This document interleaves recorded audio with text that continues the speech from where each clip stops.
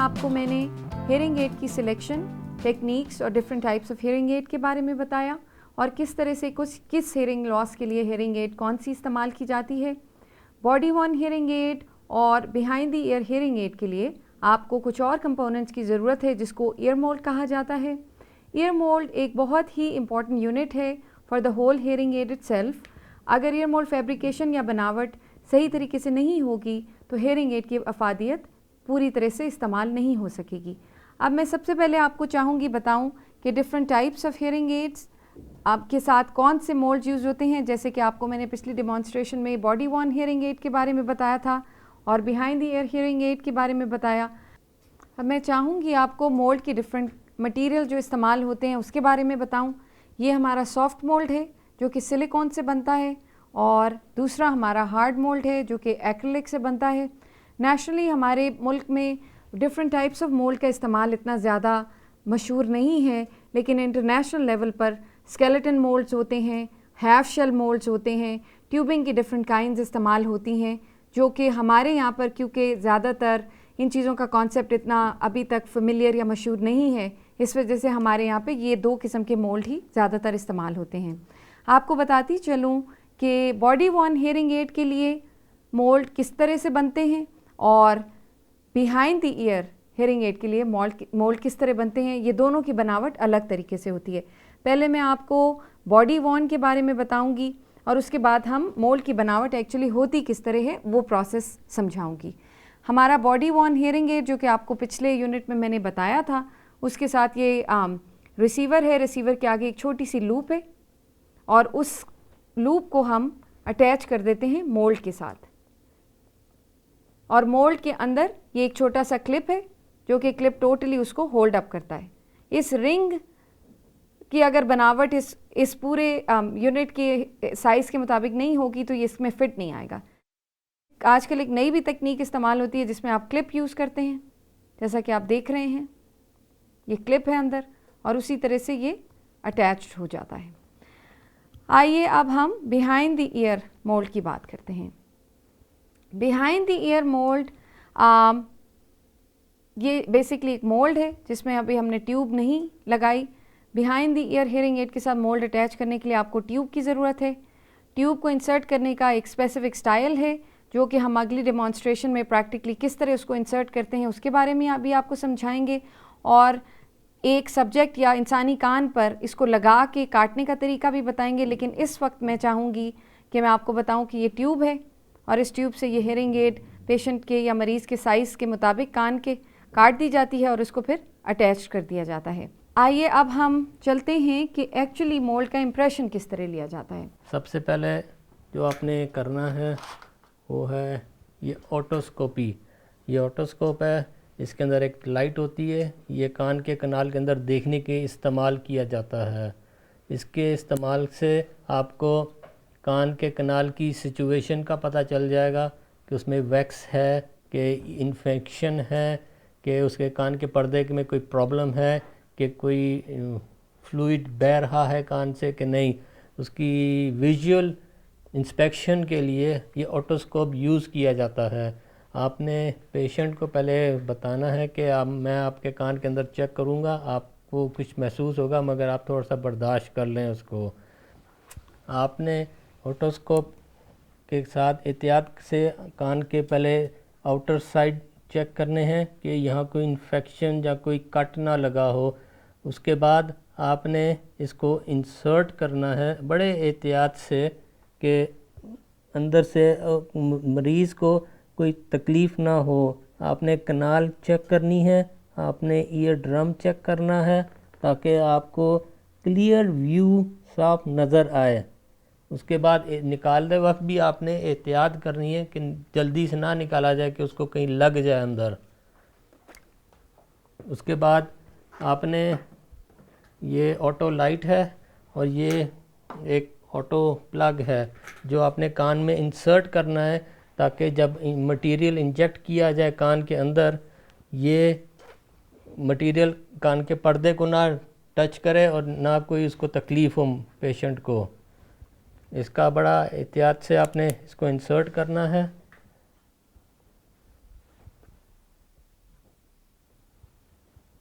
मैं एहतियात करूँगा।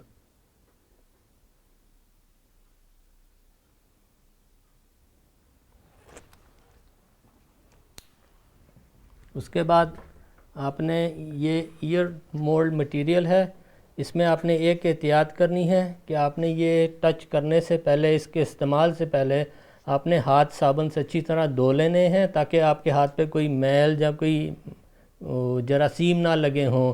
या आपने एहतियात करनी है, वरना ये मिक्सिंग के दौरान वो जरासीम आपके मटेरियल के साथ मरीज़ के कान में जा सकते हैं और वो एक इन्फेक्शन क्रिएट कर सकते हैं अंदर जाके।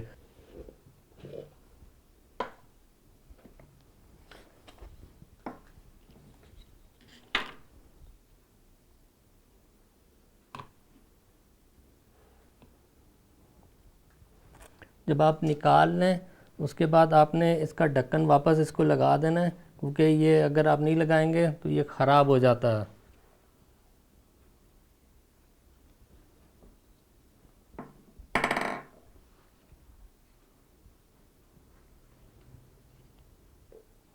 ये एक हार्डनर है, ये आपने एहतियात से इस्तेमाल करना है। अगर आप बहुत ज़्यादा लगा लेंगे तो ये बहुत जल्दी हार्ड हो जाएगा इंजेक्ट करते में। अगर आप कम इस्तेमाल करेंगे, बहुत कम होगा, तो वो बहुत टाइम लगाएगा क्यूर होने में। तो ये आपको एहतियात करनी है लगाते हुए।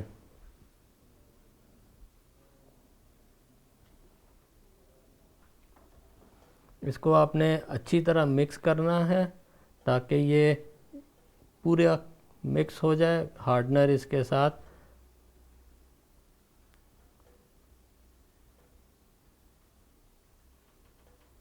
आपने एहतियात करनी है कि ये जो नीले रंग की लाइंस आपको नज़र आ रही हैं, ये बिल्कुल ना हो, ये इवन सा मिक्स हो जाना चाहिए। अगर आपको आ रही है तो आप इसको मज़ीद मिक्स कर लें, और इसको आपने बहुत आराम से नहीं करना, क्योंकि ये हार्ड होना शुरू हो जाता है जैसे आप मिक्स करना शुरू करते हैं। बाद में आपने इसको सिरिंज में डाल के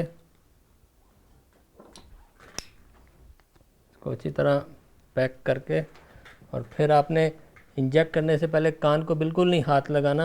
आपने आराम से सिरिंज कान के अंदर डाल के और उसको इंजेक्ट कर दें, और आराम आराम से उसको फिल होने दें पूरे कान को।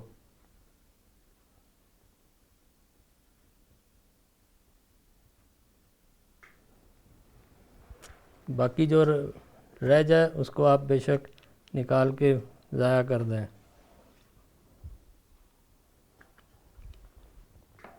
आपको 2 से 5 मिनट लगेंगे ये हार्ड होने में।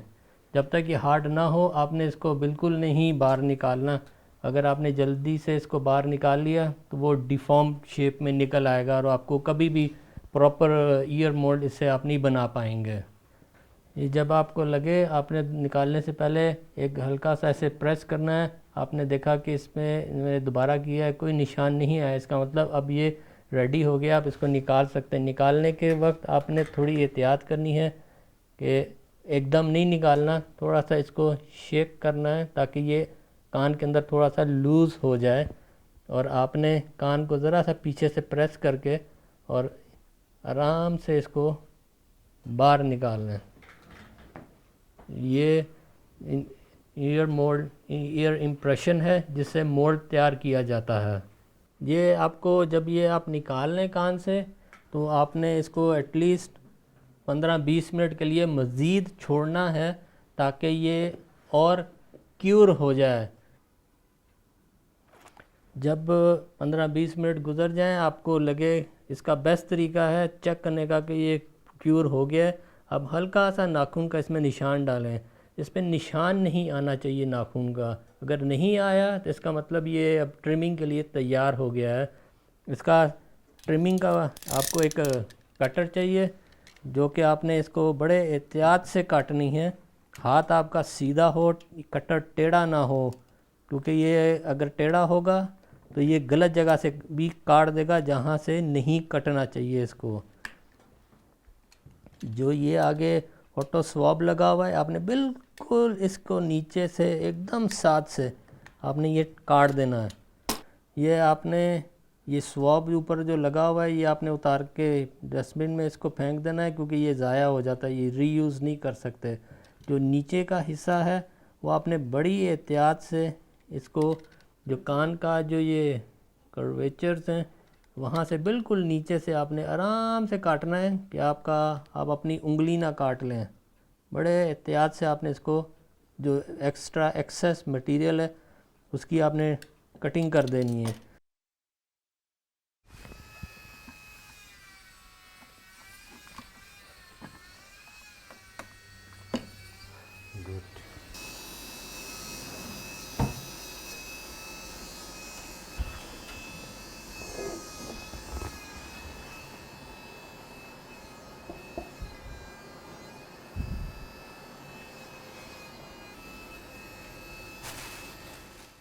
ये अब हमारा ईयर इम्प्रेशन ट्रिम हो गया है। अब हम इसकी डाई बनाएंगे। डाई के लिए ये हमारा डाई फ्रेम है, ये हम इसके ऊपर रखेंगे।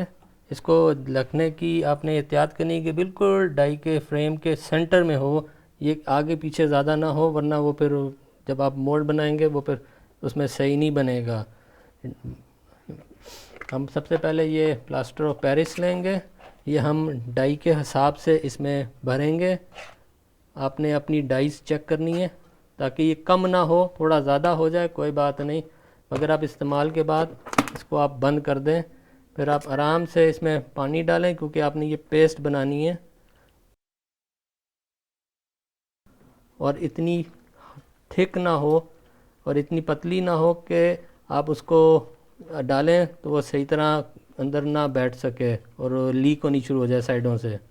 ये आपने एहतियात करनी है मिक्सिंग में कि इसमें कोई गिल्टी ना रह जाए।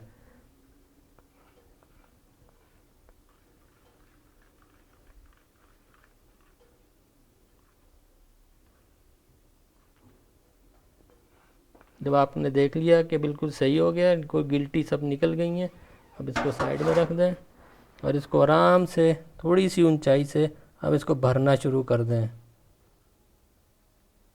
ये आपने इतना किसको भरना है कि इसकी टॉप थोड़ी सी डोम बन जाए हल्का सा। 4 से 6 घंटे इसको लगेंगे सख्त होने में, तो उस वक्त तक आपको इसको छेड़ना नहीं है जब तक ये सख्त नहीं हो जाता।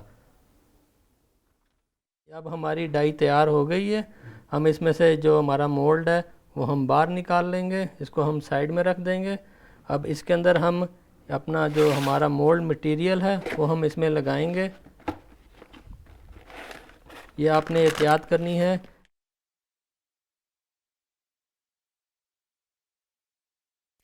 ज़्यादा टाइम आपने बाहर नहीं रखना, ये लाइट और एयर क्यूरिंग होता है, ये हार्ड होना शुरू हो जाता है। जितनी दफ़ा आप निकालेंगे डालेंगे उतनी दफ़ा ये उस हिसाब से ये डैमेजिंग इसकी स्टार्ट हो जाती है। आपने इसको मिक्स नहीं करने की ज़रूरत होती, क्योंकि ये प्री मिक्स्ड होता है। आपने सिर्फ इसको एक शेप देनी है मामूली सी, ताकि ये अपनी जगह में बैठ जाए। पहले आपने ये जो कनाल अंदर बना हुआ है आपने वो लाजमी फिल करना है, वरना ये इसमें एयर लॉक हो जाता है और ये इसमें कनाल का साइज़ छोटा हो जाता है, जिससे मोल्ड भी ज़ाया हो सकता है बाद में। या ये करने के बाद आपने ये मटेरियल वापस बंद करके डब्बे में रख देना है, ताकि ये हवा से ख़राब ना हो। इसको बेशक आप साइड में रख दें। बाद में आपको इसको थोड़ा सा ऊपर से प्रेस करना होता है, ताकि ये जो इसके ग्रूव्स जहाँ कनाल का जो सुराख है उस उधर तक ये प्रेस हो जाए। ये एक सेल्फन शीट होती है, वो आप पहले से काट के रख सकते हैं। इसको आप फोल्ड करके इसके ऊपर आप ये टॉप कवर लगा दें।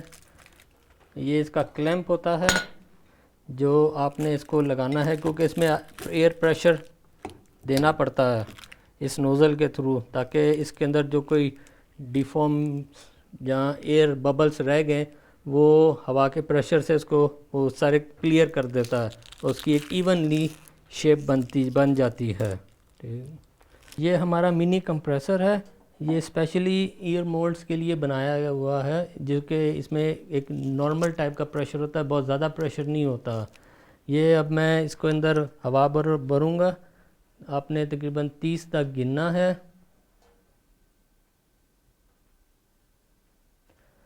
30 के बाद आपने आराम से इसको नोज़ल पीछे कर लेनी है। आपने ये ओवन है, इसको आपने 200 पे रखना है और इसको मैक्सिमम ऊपर नीचे दोनों रॉड्स आपने इसके ऑन कर देने हैं। पीछे से आपने इसको ऑन कर देना है और इसको आपने आराम से इसको अंदर रख देना है। और ये इसका टाइमर है जो कि आपने इसको 40 मिनट्स पे रखना है।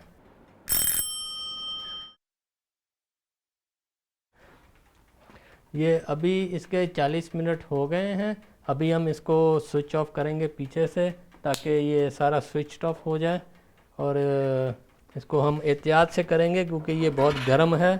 आपने एहतियात से इसको पकड़ना है सारा कुछ।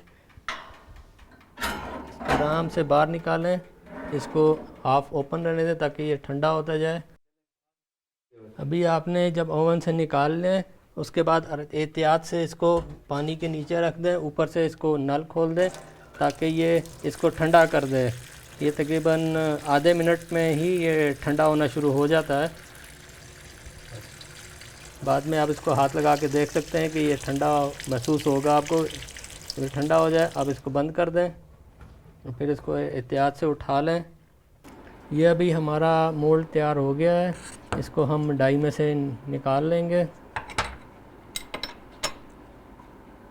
ये एहतियात करनी है आपने उतारते हुए भी कि ये ख़राब ना हो जाए निकालते हुए। इसको आप साइड में रख दें। ये एक हमारा मोल्ड तैयार हो गया है। इसकी अभी हम ट्रिमिंग करेंगे। ट्रिमिंग के बाद ये इसमें ट्यूब फिट की जाएगी क्योंकि ये BTE है, कान के पीछे फिट होने वाला, इसलिए इसकी अब हम ट्रिमिंग शुरू करेंगे।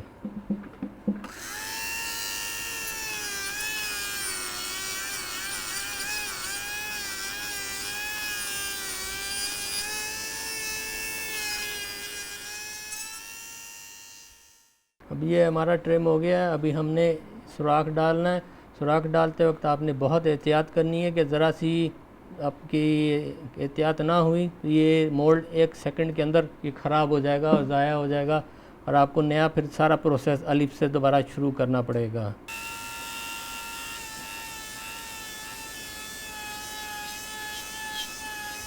आपने थोड़ा सा सुराख इधर से करना है ताकि वो आपको एक आइडिया हो जाए, क्योंकि जब आप यहाँ से करेंगे तो आपको एक गाइडलाइन आपको यहाँ से नज़र आनी शुरू हो जाएगी।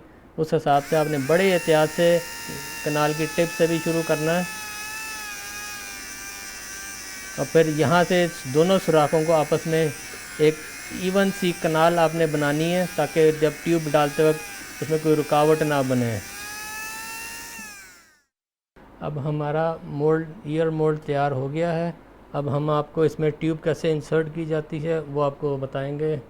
ये अपने मोल्ड जब इंसर्ट करने से पहले ट्यूब इसको ऐसे पकड़ना है कि जो पिछला हिस्सा है कान मोल्ड का वो आपकी तरफ हो, जो कान के अंदर जाएगा वो आपसे दूसरी तरफ हो। आपने बड़े एहतियात से स्ट्रिंग के साथ, ये फाइबर नायलॉन स्ट्रिंग है, ये आराम से मिल जाता है मार्केट में। ये अभी ये हमारा स्ट्रिंग ये आर पार हो गया है। इसके अंदर हमने जो ट्यूब है वो फंसानी है ताकि इसको हमने दूसरी साइड से इसको खींचना है बाहर। ये एहतियात करें कि ये ट्यूब बिल्कुल सीधी हो, ये किसी एक बेंड में ना हो, क्योंकि जब ये दूसरी साइड से अंदर इंसर्ट होगी तो ये जिस पोजीशन में होगी उसी पोजीशन में ये रह जाएगी। फिर वो बाद में ट्यूब निकाल के दोबारा इंसर्ट करने से ख़राब हो जाती है। तो इसको पहली दफ़ा ही आपने एहतियात करनी है, आराम से इसको बाहर खींच ले। ये दूसरी साइड से ये बाहर आ जाएगी, आप इसको खींचें ताकि ये ट्यूब का ये हिस्सा जो है, ये बेंड जो है इसके साथ मिल जाए। ये बहुत ज़्यादा बेंड सीधा ना हो और बहुत बेंड भी ना हो। इसकी पोजीशन ये होनी चाहिए जो एक्चुअल होती है।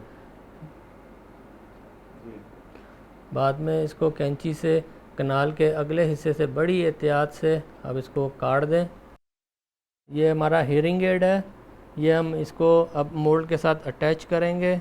ये एहतियात करनी होती है कि इसको आपने यहाँ से पकड़ना है और हेयरिंग एड को आपने यहाँ से पकड़ना है, क्योंकि ये जब आप इंसर्ट करेंगे थोड़ा सा आपको प्रेशर लगाना पड़ेगा। अगर आपने यहाँ से पकड़ा होगा, ये यहाँ से इसकी हुक टूट जाएगी, और ये अगर यहाँ से टूट गई तो ये हेयरिंग एड ज़ाया हो जाता है। इसलिए आपने एहतियात करनी है। इसको इसके अंदर आराम से इसके ऊपर चढ़ा देना है। ये आपका ईयर मोल्ड और हेयरिंग एड तैयार हो गए। अब मैं आपको डिफरेंट मॉडिफिकेशन प्रोसेसेस या टेक्निक्स जो इस्तेमाल की जाती हैं ईयर मोल्ड के लिए, वो उसको बताना चाहूँगी। Different types of hearing losses के लिए ईयर मोल्ड हेयरिंग एड के साथ इस्तेमाल करना बहुत ज़रूरी है। अगर ईयर मोल्ड की टाइट फिट या सील कान में नहीं होगी तो बच्चे की हेयरिंग एड की अफादियत कम हो जाएगी। अब कुछ टेक्निक्स ऐसी होती हैं जिनको इस्तेमाल करने से हेयरिंग एड की एफिशिएंसी बढ़ जाती है। जैसे ही मोल्ड की एफिशिएंसी बढ़ेगी तो आवाज़ प्रॉपरली पिकअप होगी और एक्यूमुलेट करके रिसीवर के थ्रू बहुत अच्छे तरीके से पेशेंट या बच्चे के कान में चली जाएगी। 3 चीज़ें हैं जो आपको जानना आपके लिए इस कोर्स में ज़रूरी हैं। पहली टेक्निक को वेंटिंग कहते हैं, दूसरी को डैम्पिंग और तीसरी को हॉर्निंग। वेंटिंग टेक्निक उस वक्त इस्तेमाल होती है जिन मरीज़ या बच्चों को लो फ्रीक्वेंसी हेयरिंग लॉस बहुत कम होता है, तो उसमें मोल्ड के पैरेलल जहाँ पे आप ट्यूब डालते हैं, जैसे मैंने आपको पहले बताया ये ट्यूब डली है, इसके साथ में एक बोर बना देते हैं। और उस बोर से क्या होता है कि जब हेयरिंग एड साउंड को पिक करती है और हेयरिंग एड एम्पलीफाई करती है तो वो वेंट जो है वो बेसिकली जैसे एग्जॉस्ट फैन या वेंट है उसकी तरह आवाज़ को कान से निकाल देता है। तो बेसिकली अगर हाई फ्रीक्वेंसी हेयरिंग लॉस हो तो इस ट्यूब के थ्रू हाई फ्रीक्वेंसी एम्पलीफाई ज़्यादा होती हैं, और जिन फ्रीक्वेंसीज़ को जो कि अमूमन लो फ्रीक्वेंसी होती हैं उनको एम्पलीफिकेशन की ज़रूरत नहीं होती, तो वो नेचुरली एम्पलीफाई हुए बगैर पेशेंट या बच्चे के कान में एम्पलीफाई हो जाती हैं।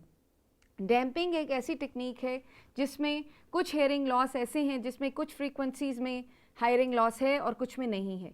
डैम्पिंग के थ्रू एकूस्टिकली उसको इस तरह से डिज़ाइन किया जाता है कि फोम या छोटा सा ट्यूब का पोर्शन इसी ट्यूब के अंदर डाल दिया जाता है, तो जब वो फ्रीक्वेंसी स्पेसिफिकली जो पेशेंट या बच्चे को सुनने की ज़रूरत नहीं है हेयरिंग एड के थ्रू वो डैम्प होके जाती हैं, तो वो मोर नेचुरल प्रोसेस है एम्पलीफिकेशन का। तीसरी चीज़ हॉर्निंग है। हॉर्निंग बेसिकली भी एक छोटा सा मेटल का पोर्शन या पीस ट्यूब के अंदर डाल दिया जाता है। उसका भी मकसद यही है कि जो एम्पलीफिकेशन ज़्यादा करने की ज़रूरत है उसको ज़्यादा कर देता है, और जिन फ्रीक्वेंसीज़ को एम्पलीफाई करने की ज़रूरत नहीं है वो उस डैम्पर में से हॉर्न में से गुजर के एम्पलीफाई नहीं होती। आपको मुझे ये बताना बहुत ज़रूरी है कि अकूस्टिक्स या इसकी जो फ़िज़िकल क्वालिटीज़ हैं वो एक बहुत इम्पॉर्टेंट फैक्टर है ईयर मोल्ड की बनावट में। जब आप इम्प्रेशन ले लेते हैं उसको ओवन में रखा जाता है कुछ मिनट के लिए 150 डिग्री पर, उसको कुछ देर के लिए बेक या पकाया जाता है, फिर उसके बाद उसको एक और ओवन में डाला जाता है 40 मिनट्स के लिए या 30 मिनट्स के लिए depending on the size of the mould, और उसको पका के पूरा तैयार किया जाता है। इसकी मिसाल आप इस तरह से ले लीजिए जैसे आप केक के लिए एक बैटर बनाते हैं, ओवन में डाल के उसको बेक करते हैं, और जब वो निकलता है तो जिस तरह की शेप या फॉर्म आप देना चाहें काट के उसको जिस शक्ल में डालना चाहें आप डाल सकते हैं। बिल्कुल इसी तरह मोल्ड ये डाई में जब डल जाता है, जब वो पक जाता है, तो फिर जब एक्चुअल फिटिंग हेयरिंग एड की सर अंजाम दी जाती है तो टेक्नीशियन या ईयर मोल्ड फैब्रिकेटर इस मोल्ड को बच्चे या ह्यूमन ईयर में डालता है, फिर इसको कैंची से काटता है और फिर हेयरिंग एड को उसके साथ अटैच कर देता है। और अगर कहीं से मोल्ड टाइट है या लूज़ है तो अगर टाइट हो तो आप उसको फाइल करके या काट के ठीक कर सकते हैं, लेकिन अगर लूज़ हो तो रेकमेंडेड ये है कि इसको दोबारा बनाकर उसकी साइज़ से एक्यूरेटली बिल्कुल सही फिट और सील के साथ उसके कान में फिट हो हेयरिंग एड के साथ। यहाँ पर मैं आपको एक दफ़े दोबारा ईयर मोल्ड एकूस्टिक्स पे जोर देना चाहूँगी। अगर ईयर मोल्ड सही तरह फिट नहीं है, वो पेशेंट या ह्यूमन ईयर के हिसाब से नहीं बनाया गया, लूज़ है या उसमें फीडबैक या विस्लिंग की साउंड आ रही है, हेयरिंग एड से साउंड लीक हो रही है, तो वो पेशेंट या बच्चे के लिए हेयरिंग एड की अफादियत नहीं हो सकेगी, क्योंकि हाई फ्रीक्वेंसी के लिए ईयर मोल्ड का टाइट फिट होना बहुत ज़रूरी है। इसके साथ साथ टेक्नीशियन को ये ख्याल रखना बहुत ज़रूरी है कि ईयर मोल्ड इतना टाइट ना हो जिससे पेशेंट के कान में किसी किस्म का ज़ख़म या सोर बन जाए, इस चीज़ का भी ख्याल रखना ज़रूरी है। मुझे उम्मीद है कि जो हमने इस session unit number 6 course number 683 audiology and audiometry में ear mould fabrication selection and different techniques के बारे में आपको बताया है वो आपको अफादियत देगा। है।